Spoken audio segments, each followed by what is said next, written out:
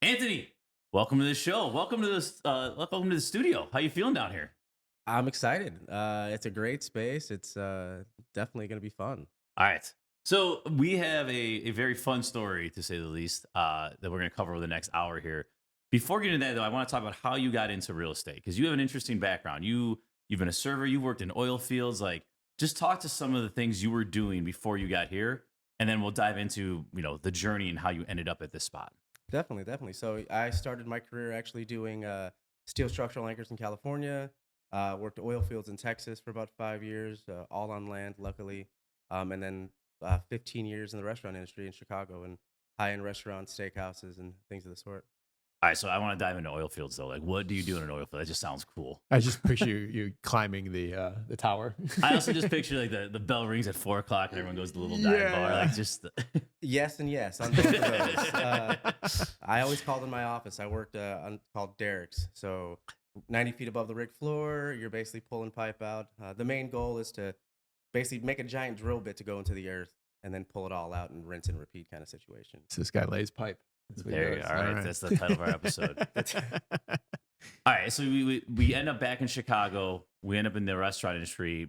15 years is a long time, right?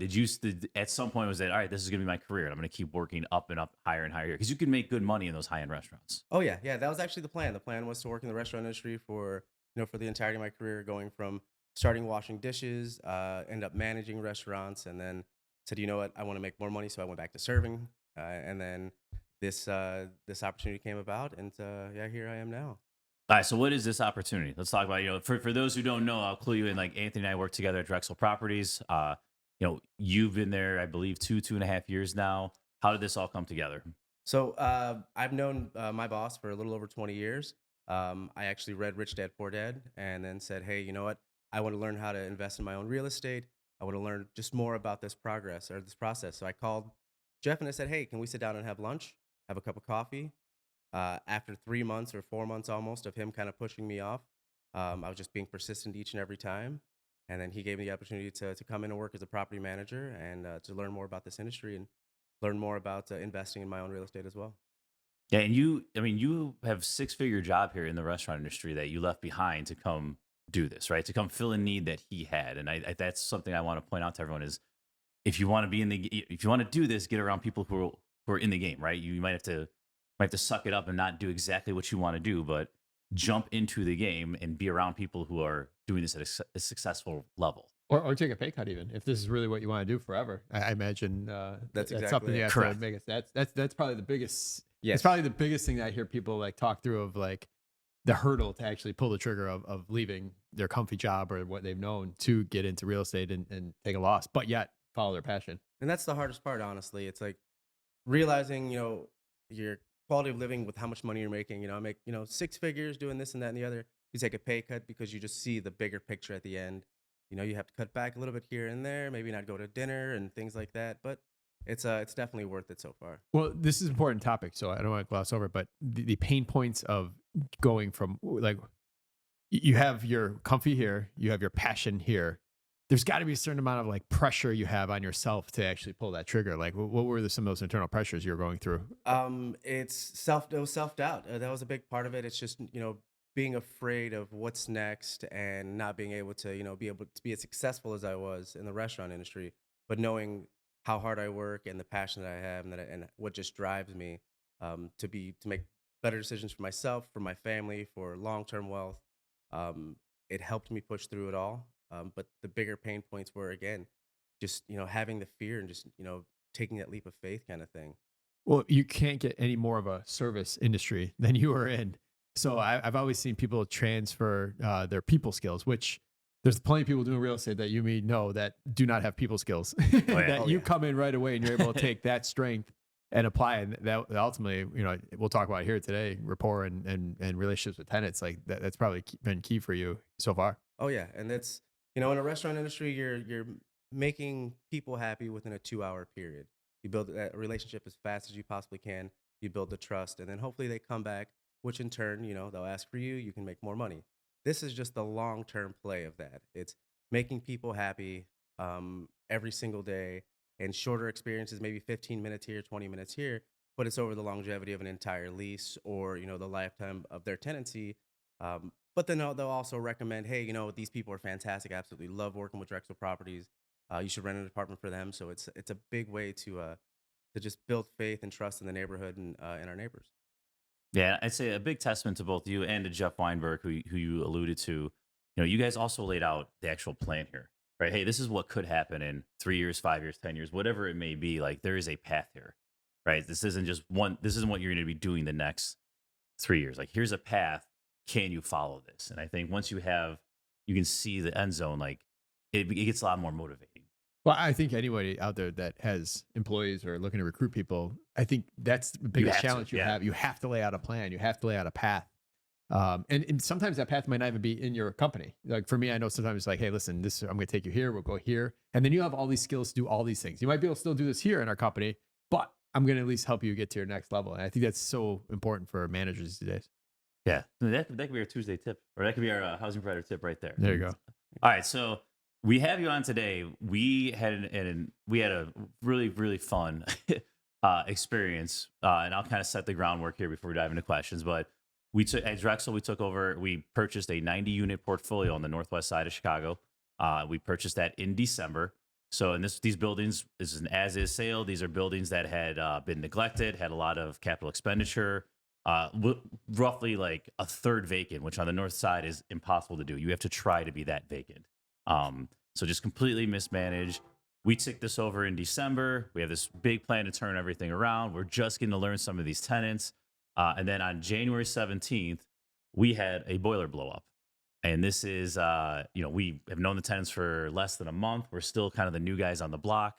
We're still grabbing our heads around everything. And we have this pretty big incident come and blindside us on a Wednesday morning. So just to set the stage, that's kind of the context for this event here.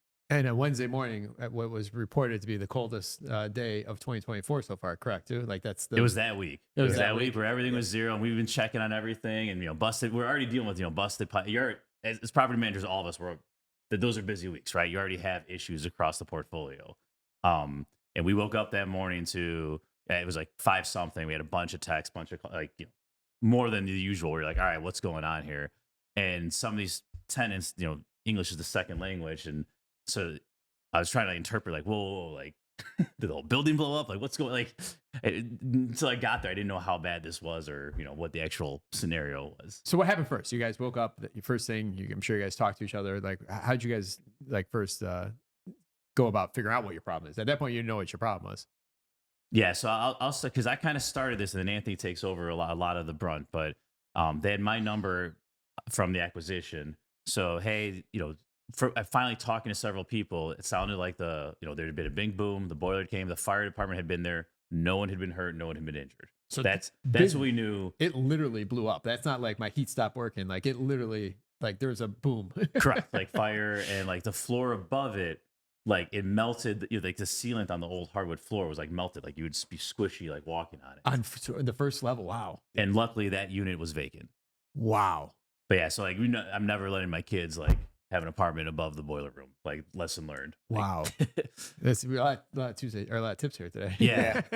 So, we get the call, we get there, head spinning, lucky, no one's hurt, no one's, because you kind of go through the worst case scenarios and you're like, okay, none of this has happened. But now you're in a situation where it's zero out. We got to restore heat as soon as possible. We got to talk to everyone. We got to know what's going on here. We're able to get a shout out to Mike Bednards and his brother Jeff. Amazing. We got them there probably within an hour to check on the thing to say, hey, can this be salvaged? What actually happened here? The fire department just put everything out and left, right? That's not their job to, diagnose anything. Another big tip here, and this is something I thought we did a very good job. All right, get with them, get with the tenants. So Jeff, who's been around for 20 something years, first 2 things he does is call the city and call the alderman, which is something I would have thought of, probably never would have thought of, or would have thought of later. My head was not there, just to get on, hey, this happened. You're going to get no heat calls from, we're on it. We're taking care of it, right? To get the city on our side, and we're here. And also the alderman, you're probably going to get calls. We had to just go out. We're working with the city. We're trying to get everything done. And I think that fast forward, that comes to save us later on in the week here. So yeah, I feel like I'm talking a lot, but I'll just keep going here. So we figure out this thing's got to be replaced. So we Hold on, go. so take a step back here though. Like how big of a fire? Like was there other We damage got so we outside got the boiler? Like no, we got water lucky. damage? So the electric running above it, it was running above it. So that caught fire and shut it off. oh, okay. So that's what kind of saved it from being a big boom. It's for, I guess, taking a step back when we had a pipe burst, right? So it's a single pipe steam water. Single pipe steam system, not water. You have water feeding it in. That pipe bursts, so there's not water getting into the boiler to create steam. Now, in most boilers, you have a low water cutoff valve saying, hey, there's not enough water in here. Stop working. Just shut off, right? There's actually that, and there's a backup. Both of those on this old boiler not working. Oh my gosh. So your fail-safe The fail-safe also failed. So you have two of them not working, and so the boiler is just asking for more. Hey, it's freezing. Like, I need to create steam, and it's working, pumping. No water's coming in, and nothing's telling it to stop working. So it just keeps working hard. It's like on a treadmill. It keeps going faster, until finally. Is it the explosion? Is that the pressure built up inside of it? Yeah. Okay. Yeah, a small combustion. And they said, like, had it not caught the electrical wire and cut it off, like it would have kept doing it too. Like you could potentially have had a bigger boom. It too. would have kept cycling, and it kept. Oh wow! So it's funny how sometimes you look back at these scenarios, and there's stupid things that like you got that created some luck for you. Yeah. Yeah, I would say yes. Like it could have been way worse. So fire department, did you have to do anything with the fire department? Did you have to like secure off the basement? Is there anything they made you do as they were leaving? No, they They kicked doors in. Yeah, everything and was they fine. just said, hey, They- good luck to you. not the thing that kind of screwed us, and we'll get to it, is we had a table there that had all our keys, right, when we just taken over this building, and they tossed it. So now, like, we have to displace these tenants into hotels, and we had no keys to any of the units. One of the things, we manage about 1 million square feet of commercial space. And if you ever notice outside of any commercial door, whether it be retail or whatever, there's these Knox boxes. Like there's a heavy duty box that only the fire department has a key for. Fire department comes around every year, make sure you put your key in there. You spend the actual box, if you have to like add one, it's like $400 or $500 and you got to get it registered, like huge thing. Now we've had 4 or 5 different events on the commercial properties. Not once have they ever used the box, and they just blow right through the front door, or they blow through the garage door or something like that. So it's funny, like, shout out and respect to them and everything they do, but a lot of times all that prevention stuff that they make you do goes out the window, and they just need to solve a problem. Yeah. So we're getting through the first day here. We have our maintenance guy go buy space heaters for everyone. We're figuring out, can this be salvaged? Is this whole thing blown up? Like, and we need to get one of the bigger companies in. And once you do that, it's not like you can just put a new boiler through a door here. Like, you need to order it. Like, these things aren't sitting on a shelf. They need to come, and they need a couple days to install it. The city's got to approve it. Like, we know we're going to be out for a week here, right? So, and the other thing, we want to turn off the water in the building, right? Because we have no heat. Winterize It's it. zero out, and we have pipes everywhere, right? And we're having issues, and we had scheduled maintenance on a lot of this stuff anyways. And so finally on Thursday night, and this is kind of where Anthony takes over, the city shows up.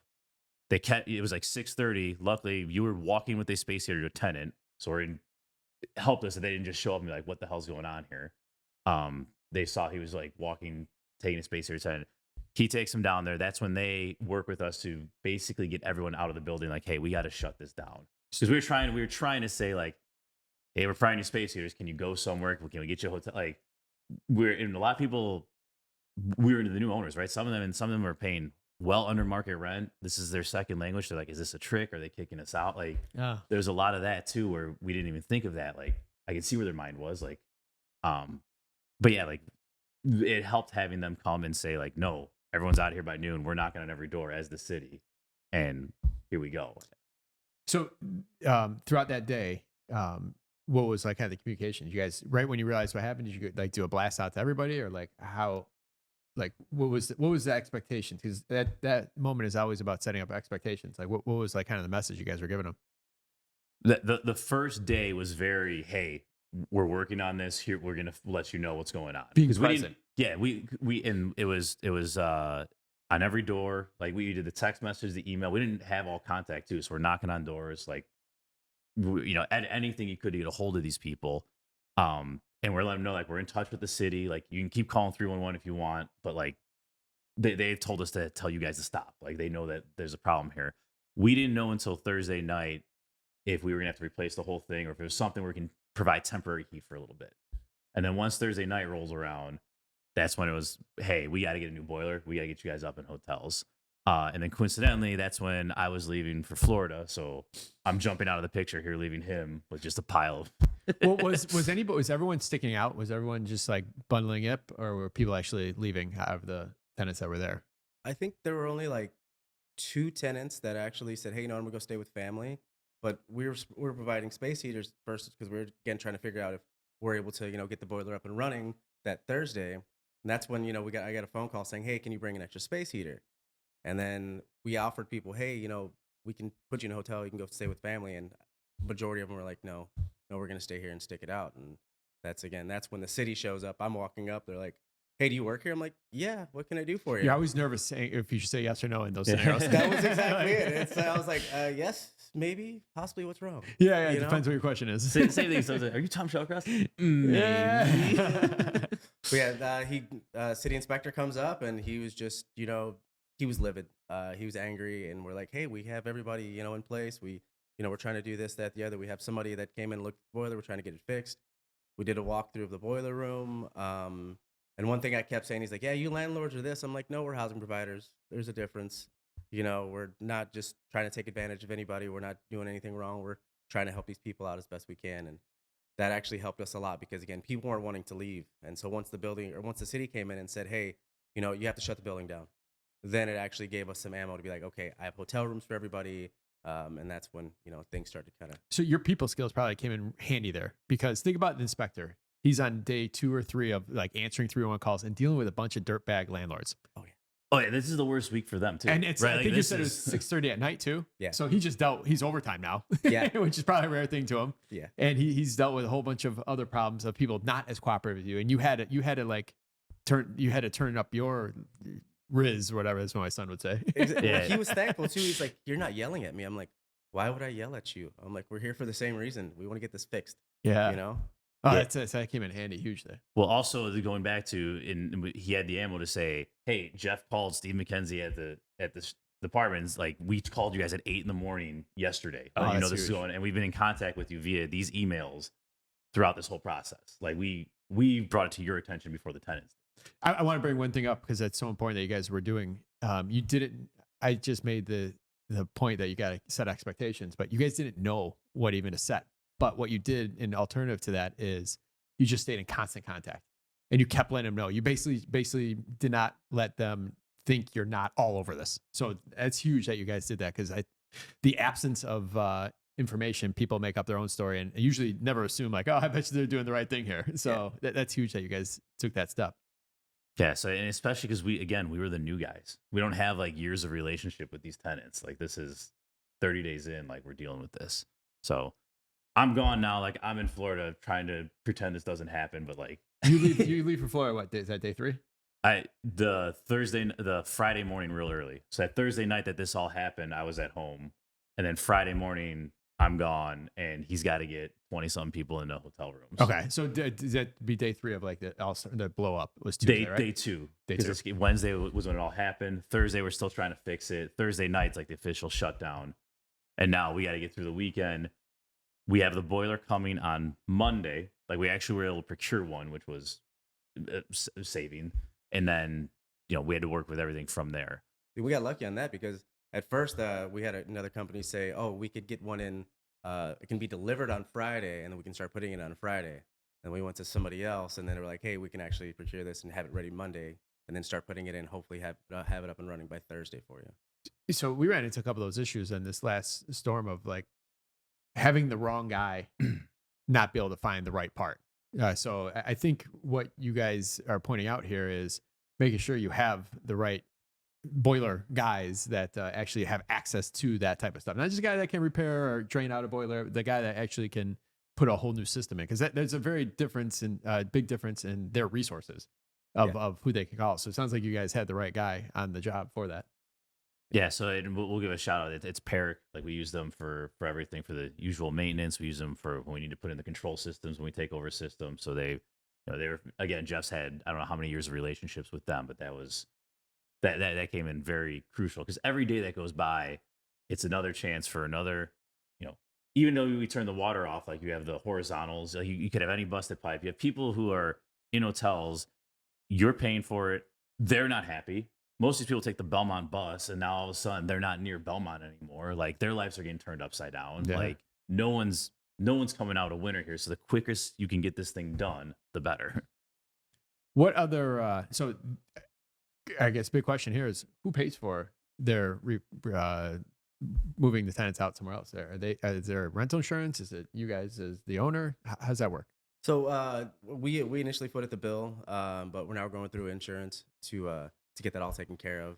So and that was honestly the hardest part was just finding enough hotel rooms in one space, and then like people have their animals instead of some people don't have kids or they have both, and so we're like I can't leave because I have my pet with me. So I finally found Motel 6 in Schiller Park. They said we have enough rooms, we accept pets. It's close enough to the Blue Line. It's a 10-minute walk to the Blue Line. You take the bus. It's right off of Lawrence. So that was definitely a very trying time. It's funny. I was sitting at the corner, the Cumberland and Lawrence the other day, and I said, "Oh, they turned that to a Motel 6. It used to be like a summer suites inn or something like that. We used to throw parties there in high school." Like, Yeah, behind the Denny's. exactly. Yeah. So but even the first night, it's like we offered people, "Hey, you know what? We have hotel rooms for you. We can get you a hotel room tonight." We had one person actually say, "Yes, we'll take the hotel room," and they were good to go. The rest of them, once the city finally said you have to leave, you have until 5 o'clock Friday afternoon to get out. Then that's when they were like, oh, okay, I don't have a car. Okay, no problem. I'll drive you. Tell me when you're ready. I'll have Ubers outside for you. I have a Lyft, whatever you need to do to get there. But I have my dog with me. I'll have an Uber for dogs. You're fine. But at the end of it, we had insurance, finally starting to take care of everything for us. So Friday at noon, what is the city comes in and says the building shut down? What does that mean? Are they putting up stickers? Are they saying it's like what gave you the spine to go to the tenants and say, listen, this is your drop dead? Like how'd that go? So the city actually sent us a paper saying, the building is being shut down per city ordinance. And then we posted to every single door, front door and back door, knocking on everyone's door, calling everyone that we had their actual phone numbers, and then just basically hanging out at the building and letting people know, hey, I'm sorry that this is happening, but to be safe, to be warm, you have to do this. This isn't up to us. We want you to be at home. We understand that, but this is the next best option unless you have family to go stay with. You were probably on this property 30 hours that week. Like, how did you stay warm? Like I've been in your shoes where it's like, I have to keep going to the car, warm up. They have to go back and forth, maybe break out some Carhartt. Like I was walking back and forth enough that it was like, it's like, okay, this is fine. Just bundle up a little bit. You'll be okay. In the hallways, you start seeing your breath. Like, yeah, like we just painted all the hallways too, so they were starting to crack. No, it's all brand new. So everyone's out by noon or whatever time it was. Did anybody like hold out? Was there any pushback? Was there? There were some. Yeah, there were some pushbacks. You showed up the next day and they weren't even trying to move, or like just slow? There was one that we couldn't actually get a hold of.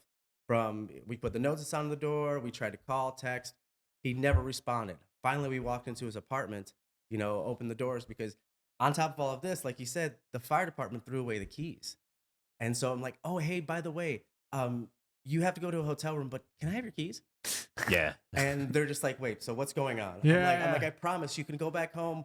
We just want to make sure we have copies of everyone's keys so we can get into your unit and I'll bring them back to you. That was a whole nother ordeal and people, putting a little more trust in us because they realize that we're actually trying to help out. Kids? Is there kids involved in this? Yeah. Oh yeah. Really? That makes it a lot tougher. Yeah, on parents. getting to school. Yeah. Yeah. That was a big thing. But yeah, no, we walked into somebody's unit, and he was in there sleeping. It's like, hey, buddy, you're not supposed to be here. Oh, it's fine. No, it's not fine. Really. There's always that one guy that just says, I got this. Yeah. With enough alcohol, he was fine. We finally got him to get out too, so it worked out well. Yeah, we did have. And so as this goes on, so they're building Monday. They start assembling the boiler. They're thinking, hey, we'll be done Wednesday. City's going to come and inspect it. But we need to make sure the city's going to come in and use the gun in every room. So we're going through changing every valve, every vent. Like we don't want them to show up and it's 63, not 68, right? So in that time too, there's actually a lot of work to be done. Going into each one of these units to ensure, because in any old building, if you walk in, there's probably going to be a unit or two that's not hitting your 68, right? Just vents aren't working, whatever the reason. So like, there's our chance to go into every single radiator and make sure, all right, we're going to be set up for when this thing's fired up. So you really did collect keys from everybody on the way out. Every single, Yeah. I had to label them, tag them, set up a whole organization system for them. Yeah.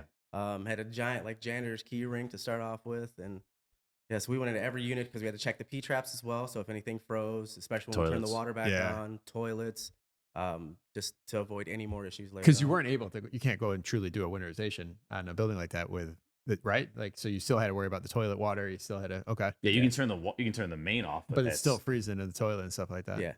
What now I know for us a big concern always is when you take a 100-year-old system or however old the system was and put something brand new on the end of it, and then all the pipes and the radiators, and you're talking valves already. Like, was there any issues there? Was there any fears? Was there any preventive type stuff you did to make sure that the new system ties in and works with the old system, the pipes? So I don't remember the day. It was Tuesday or Wednesday. Whenever we actually got it fired up before the city inspection, we turned the water back on. We're like, here we go. And we had like 10 guys, and we're all just running around like in different tiers. Like we had like a group text of like the leaks, and like we should have screenshot it. It's just hilarious. Like it's like big shout out to our team. Dozens of leaks of like, right? You turn it on for the first time. Yeah, you hold your breath. We had guys that were there, some days, 15, 16, 17 hours because we want to make sure all the leaks are fixed. There's nothing going on.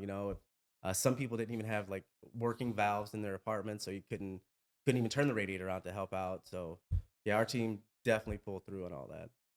Now you have your team and you have the boiler vendor. How much did they just come in and install, and your team had to run around and do the rest, or were they kind of part of that whole running around?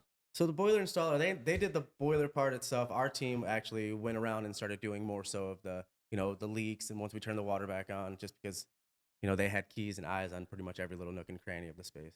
What other damage you guys have to figure out? Like you had some electrical stuff. Like, do you have to have an electrician come in, and is that all kind of part of the permit process? Yep. Yeah. The big thing, and we kind of in the heat of all this, we lost like a day or two remembering the circulating pump to the hot water tank also got busted out. Yeah. It was right next to the boiler. So we have 2 hot water tanks in that same room. Pump wasn't working, so we didn't have hot water either, which we couldn't. We had to wait till we turned the water back on to get this thing flowing. But that was another that added almost like a day to this experiment of figuring out, making sure we have hot water in every unit too. What does getting a permit look like in this scenario? Was it difficult? Was it the vendor that did it? Did you guys have to go? They pull it. The city's there. They know what's going on, and like we're talking to the city every day. The other thing too is these boiler companies, like the big ones, like PERC, like there's only like 4 of them in the. Like there's not that many of them, so they're like, oh, you're dealing with us. Like even the city guys, like who are you dealing with over there? Like they know each other by name, so they take care of all that, and we work with them to schedule. Yes, like we think we'll be able to turn the heat on Wednesday, but we need to check it. We think we can have you come here Thursday, type of thing. Shutting the water off. Did you shut the water off at the street, or did you shut the water off like inside the building? Inside the building from the main, so you still could have had issues rising from the B box to. I've had that before. I've had where the pipe where you turn it off only partway, and then because that water stops, I've had the break there where then I had to go tear up the outside to fix that problem. We were definitely lucky on that one. We didn't have that. Oh, thank goodness. So you get this set up, you test it. Like, how reluctant or how quick did you start bringing back residents? Like, how'd that work? You have to pass. The city's got to make you habitable again. So and then the other thing too is now that you have the city in there and they're doing their job. They did a great for all you guys on this podcast have heard me complain about the permit process and all this. In these scenarios, the city's got their shit. Like they were on it, answering every call, there when you needed them. Like it was a very good process with them. With that though too, like we had to go through like, oh, this guy doesn't have a smoke alarm. Oh, this guy, like all the little things you never notice. It's like the city's going into every single unit. Like here, we got to make sure we have this. Now you're doing that preventively or you're doing that reactively? We're doing it preventively because they're also kind of telling us. Gotcha. Like right there, sure. Hey, make sure you're ready for this. Like, here's what we're gonna be looking for. Okay, so that's cool. And same thing with like the hot water. Like some of the, some change out the cartridges or even just the, some of them weren't. The showers were just, pressure dripping. Yeah. So there's other things that like were pre-existing problems that now you got to take care of. So on top of like fixing all the busted pipes and everything else. You knocked out 100 work orders that week too, probably. Yeah, easily. Yeah, especially when you go into some of the units that again have not had any care probably in the past like 50 years. There's one gentleman. I think he's like in his late 70s, and his apartment is vintage. You look in the kitchen, it's like super cool, like the old style sink and stuff like that. But again, it's like those are the things you're like, okay, there's a leak coming from this. Let's fix this while we're here. So it was a lot of preventative stuff for the future. So the bright side, I think about like people came back and like, wow, I took a good shower with good water pressure. Yeah. Yeah. You had a Yeah. couple of those wins at least. Oh yeah. Yeah, so the city came. I can't remember how many. They come out once. They say, "Hey, you still got to get all this." Like we still didn't have the hot water up there. We were able to get the heat. Yeah. We didn't have the hot water. So they come back another day. Did you have to like? How does it break down? So like you have to come and do like a rough type thing, and then they come back and do a final with this, or did they try to get No. it done the first time? They you tried said? to get it done. Like it still wasn't. They're like, "Hey, do this." Like I Gotcha. can't remember exactly. So Yeah, on Thursday, we had the boiler inspector come in because we had the heat up and running. He came and inspected the boiler. He said everything's good on the boiler. and this is to be clear. This is 8 days later. Day 8, Thursday. yep. Yeah, Yeah. like they started installing Monday. They finished Wednesday. Yeah. We do all our stuff. Thursday, we're trying to get this thing. Yeah, we were hoping for Wednesday that they could come out, but Thursday they came out, went through each apartment, said the boiler's good, went through each apartment to check the temperatures. And then on top of that, they're like, we can't do anything yet because you guys don't actually have hot water because the circulating pump. We had to go find another circulating pump that actually worked for our system. Found the circulating pump, and then the plumbing inspector came out because they opened all the valves to everything. So we had to wait from Thursday to Friday, and they were even anticipating, we don't know if we're gonna be able to open today. You might have to hold off till Saturday. So I'm in talks with the hotel and be like, hey, I need another day. So Well, you're yeah, actually the original hotel agreement was to Friday at noon. Yeah. So we have a huge deadline here because we don't have anywhere to put 27 people for another one day, cost wise, whatever. But we logistically did not have an answer. So that's for 27 Saturday. rooms. 20. Wow. So you had till Friday. Okay, keep going. Yeah. So on Friday, I was telling the people, I was like, hey, you know what? Hopefully we can get you back home today by noon. I'm gonna let you know. I'm gonna find out. As soon as I know more, you'll know more. And I'm like, okay, it's encroaching on noon. This isn't gonna work. So I called the hotel, like, we're gonna have to go till Saturday, just in case. Finally, the plumbing inspector came out, did the entire walk through the building, opened every single valve, every single faucet, made sure they have correct water pressure. And then we finally got an email, like an hour, text message, maybe 45 minutes after they left. And they're like, go ahead and open the building back up. And I started calling people, sending text messages. Hey, come on over. I have your keys. Come back to the building. And so some people stayed in the hotel even like on Friday night because they're like, oh, cool, an extra little day. So you gave them some options. That probably made them feel good. Yeah, because I don't want you I didn't want them to be like to have to hurry up and run away. You get got out of the 45 place. minutes to get out of the hotel. Exactly. Some people were at work. Yeah, People yeah. were at school. So a lot of people got home. 5 or 6 o'clock on Friday night. Some people stayed at the hotel even till Saturday at noon. So Real fast, going back to finding the hotel, did you literally just start calling hotels and saying, hey, do you have 26 rooms available? exactly, I hit the Google box real quick. I was like, all right, hotels close to to transportation. I just pulled the map up and I called some place out in Evanston, and I finally got this was the third or fourth one I called, Okay. and they're like, yes, we can accommodate you, but you have to call our corporate line for group bookings. I'm like, done. Give me the number. Let's do this. And they were actually really accommodating and really helpful. Wow, that's huge. Yeah. So tenants come back. I mean, they're moving in. I mentioned they have some, maybe not complaints. Some like, hey, this is off or this is not working. Like, how'd that look as far as them coming back in? Or So is it? that was kind of the fun part too, because we actually did have issues. I wouldn't say fun, but we had some issues where pipes did break, and next thing you know, we see somebody's ceiling fell in, and it's just in their bathroom. It's like, oh, okay, let's figure this out really quick. So on Thursday, that was our big point there. It's like, well, the water's on. We know where the leaks are. Friday, people started coming back home, and they were still very weary. They were like, are we going to have heat again tomorrow? Is this going to happen? It's like, no, it's a brand new boiler. You're not going to have any issues. But it was being able to regulate, the temperature to get everything, acclimated to the system. Overwhelmingly, they were grateful, which was fantastic. They, super nice families. Some people you could tell their entire attitudes shifted from the very beginning of the experience to when they got home Friday evening or Saturday morning. And now when you see our tenants, our residents, they're just they always want to say hi. They're very talkative to us. It's just it's where it kind of hits your heartstrings where it's like, hey, I actually helped those people out. See, in those scenarios, you have to do it no matter what. Everything you guys did, there's no choice. But then going at it with whether you call it class or going at it with building rapport or building trust, that it takes a little more effort, but you got to do it all anyways. So there's nothing you could have done, or no turkey you could have sent this year like that could have done what you built for these residents in that 10-day spirit period. Yeah, it's just putting yourself in their shoes. I'm a renter. I've been renting for the majority of my life.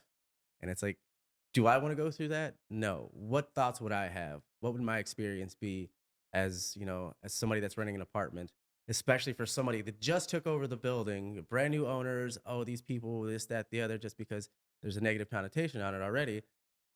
That just set up us for, for building better relationships over the next few years. So you have the residents moved back in. They had some issues. I imagine you guys are just super responsive. Oh yeah, none of us left.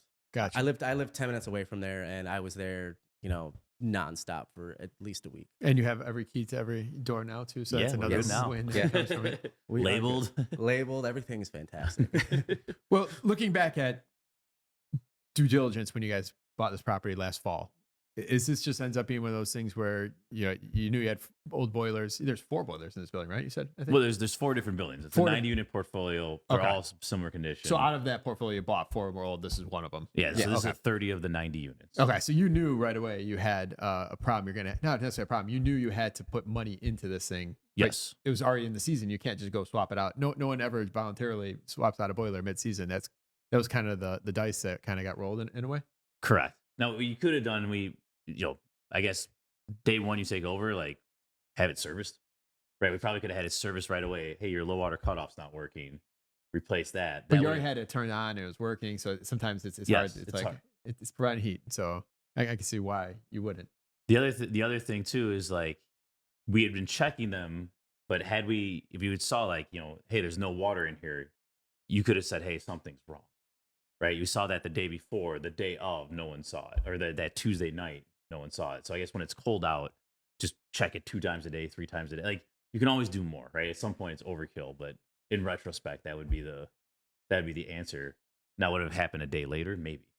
And then even though we were checking it, it's an Arctic blast that came in. Now the boiler's just working double time because instead of it being 30 degrees outside, it knows it can regulate. It's now -10 with the wind chill, -12 with the wind chill, high of 8. And by 5 o'clock in the morning kind of thing. So had we not had that Arctic chill, you think there's a good chance you could have got through the season? Oh yeah, because if that one pipe, the feeder pipe doesn't break, it feeds water. Then you would have been. That's it. We're gonna be sitting here right now. Yeah. Yeah. Now, to go back, because Anthony put in so much time that week. Like roughly how many units do you manage, not counting this? Oh, so right now I'm at it's like 27 buildings. I'm roughly about 350 units, give or take. Yeah, so I want to emphasize here, like in charge of 350 buildings during this blast. So we have, you're gonna have however many work orders and pipes and all, my furnace, whatever. Like all that is still happening. Yeah. During this week. So it was he's in charge of 350 other people while running point on this thing. Oh yeah. So this was just like. This is kind of like I just want to set that stage. Like distractions did not stop for you to deal with this. You still had to deal with other things. Oh, yeah, I imagine you had other no heats and stuff like that. Yes. You were still dealing with other pipes that are bursts. People having heating issues, sending other HVAC companies out to other buildings. While Tom's having fun in the sun. I can only imagine what was going through his head, especially. Well, it comes down to, in that point, resources, right?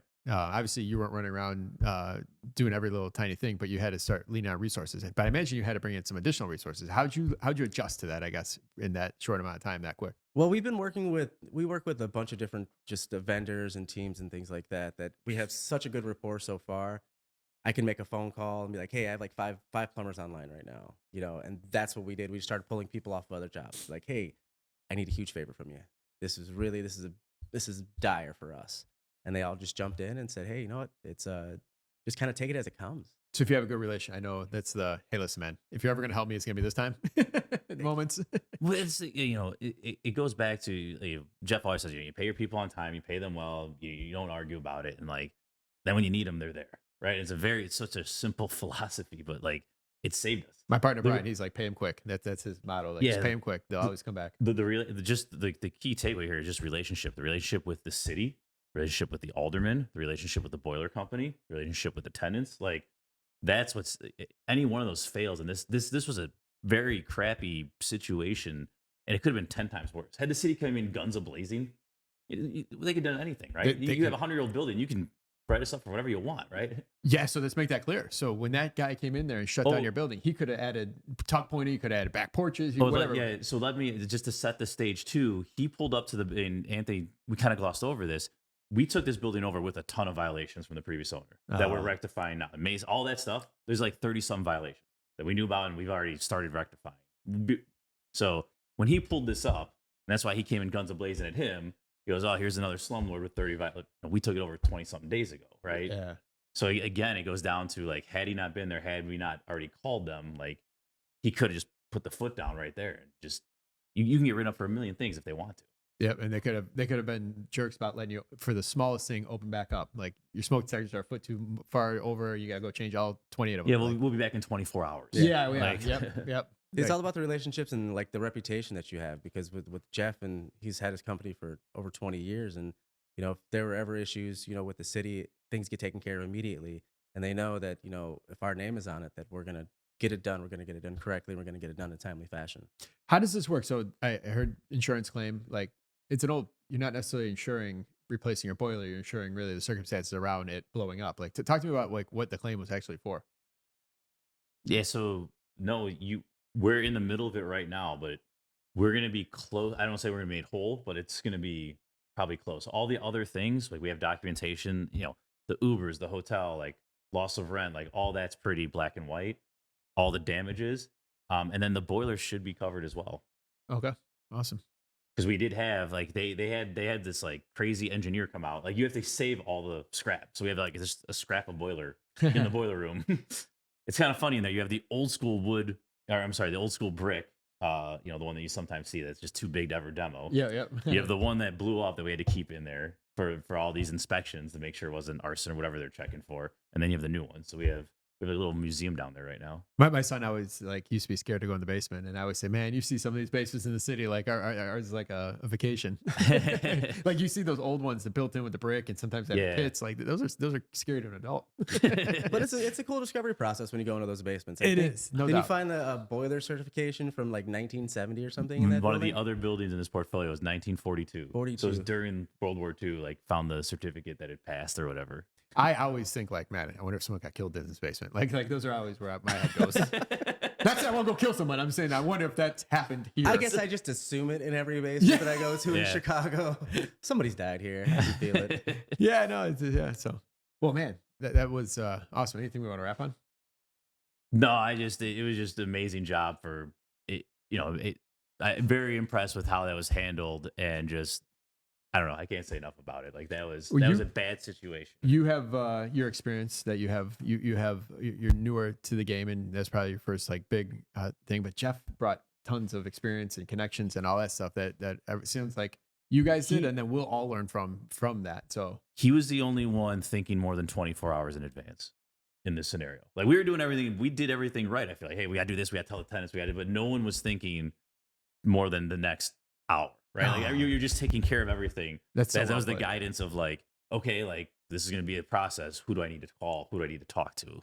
Like we were all in the moment, and that was very having that just that overarching taking a step back of, you know, that's someone who's been here before type of thing. And I think it's unique though for our team, because you have Jeff with 20 plus years experience, you have yourself, and then me still being the newbie. So we all kind of had those different sets of eyes where, you know, our experiences kind of kick in. With Jeff, again, like you said, it's, you know, looking 2, 3, 4, 5 months out. You're looking, you know, 2 weeks out. I'm just like, okay, next day, what's going on here? So it's just like, it was a nice tier of expectations. awesome. Hey man, what a great little episode. It's cool to talk about it now, man. It did suck though. Oh, That sucked. Like I remember just sleep was not. Well, listen, I remember this happening. You sent me like the pictures the day up. I'm like, oh, this is a perfect episode. I'm like, you're canceling the current episode that day because you're dealing with it, and I'm thinking like, oh, this is perfect. Like this is awesome. And then I'm like, too soon. And then he's trying to have fun with his family, and of course, the only thing you can think of is I have a building that has a boiler. That's Well, that blown up. sucks about. So I imagine we'll talk about this real fast because there ends up being this level of guilt. Like there's only you had a vacation plan, you're not going to cancel it, but I'm sure you had this level of guilt of leaving your team behind to deal with it. there's that, and there's also like I'm still getting a ton of calls too. So it's like it's not like this is normal work where it's like, hey, honey, no, it's like I have to take this. Yeah, Like yeah. this is not. So your wife's got to actually be flexible there. Their kids probably don't even understand why. Like they won't for another 2 decades. Yeah, like it was, whatever. Like we're past the situation, but it almost felt in a weird way. It felt good to be back that Monday, Tuesday, whatever it was. Like, all right, here we go. Let's His jump wife's in. a saint. Put it that way. She did not kill him. Any wife of an entrepreneur is usually a saint. So There you go. That's usually what it takes. So, So- all right, All right, wrap it. Wrap it. You ready? Yeah, sure. I already gave you your competitive advantage, but you can use something else. What's your competitive advantage? How have you been able to do this while others wish they could? Just perseverance. It's anything I do and anything that we do. Our mottos, we run it like we own it. But for me, it's just building that relationship, building those relationships with people, and just putting myself in their shoes. Awesome. All right, what is one piece of advice you would tell someone that has yet to buy their first property here in Chicago? Just do it. Just jump in. Surround yourself by the people that you want to be, and learn from them, and just take that leap of faith. It's scary at first, but you have to bump your head every now and again to be able to to grow and prosper. What do you do for fun? What's fun? No, so I enjoy working, but for the most part, like my fun right now is I exercise, I lift weights. I'm training for the Chicago Marathon. No way. Yeah, so that's the first time ever. And then when the weather's nice enough, I'm on 2 wheels on a motorcycle. I'd love to do a marathon. I just don't like crowds enough. Just gotta run faster, run away from them. What's you're up. I almost took your question. All right, cut that there, Jesus. All right, give us a good book, podcast, or self-development activity you'd recommend to our listeners. First, this podcast. Woo. That's first and foremost, because before ever working for Drexel Properties, I heard a voice. Somebody was walking around my building, and they asked me a question. I was like, I know that voice. What do I know? I'm like, you're Tom from the podcast, right? He's like, yeah. I'm like, but this podcast has been a wealth of knowledge. Awesome, we'll take it. All right. Besides yourself, name one person in your local network you'd highly recommend to other investors. There are many. There are a lot of great people we work with, but I have to say Jeff Weinberg, Drexel Properties. He's taught me so much over the past almost 2 years, and just continuing to learn more. He's a mentor. Definitely somebody I'd recommend. I don't know him as good as you guys do, but it just seems, I talk to him at parties for 10, 15 minutes every time, and he just seems very giving. So that's kind of cool. Yep. Okay. All right. This has been awesome. You provide a ton of value to our listeners. How can they learn more about you? Is there any way they can provide value to you? Yeah, they can learn more about me by they can either email me, shoot me a call. I'm fine with that. But also check us out on drexelproperties.com, our Instagram page, Drexel Properties. Yeah. All right. Are you ready for the Chicago fact? I have to turn it so you don't peek. This is the one I'm nervous about. In-person problems, we got it. All right. Today, we're Candace Moore is who we're playing for, and our sponsor is State Farm, 𝗤𝗃𝗏𝗏. So we could probably talk about this in an upcoming episode, but just insurance is crazy. But State Farm still seems to have pretty aggressive rates, especially for landlords. Yeah, So- and especially, I'm just going to call out real quick. If you're doing full rehabs like what we do, like the discount they give on their premium is larger than any other discount out there. So when you're doing a gut, or if you're buying a building that's been rehabbed, even if you're just buying turnkey, as long as you get the contractor to sign off that yes, they actually did all this, like that comes in, they give a huge discount there. And State Farm too, I realized recently with Renovo and their builder's risk, they actually, not many of those, commonly known names actually carry builder's risk. Correct. Like you usually have to go somewhere. Yeah. I don't want to say subprime, but you have to find Yep, people it's to usually do more it. expensive. So State Farm and Josh can help you with that. So All right. Who we playing for? We say the name? Candace Moore. Oh, sorry. So All Candace, right. if you get this right, or if we get this right, you get $50 gift card brought to you by Josh at State Farm. All right. So Anthony lives over on some of the crazy K streets, I'll call them. So there's a lot of K streets, a lot of streets in Chicago that start with the letter K. I'm going to ask you guys to name, is 8 too many? Oh man, We can do 8 here. 8 streets that start with K, and I have a little bit of a Mayfair background where my grandparents grew up, so this is an easy one for me. Kedville, Colmar, Costner, Kenneth, Kilbourne, Kildare. It's another kill. Kilpatrick. Yeah. Kilpatrick. Well, Couple Kenzie's a K Street. Yep. K Street, but it's not in that neighborhood. Kenmore on Yeah, that you're neighborhood. 8. So, 8.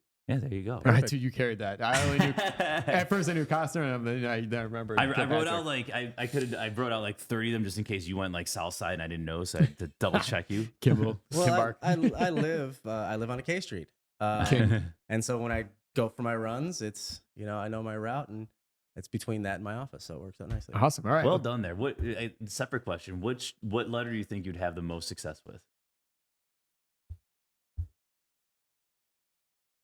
M.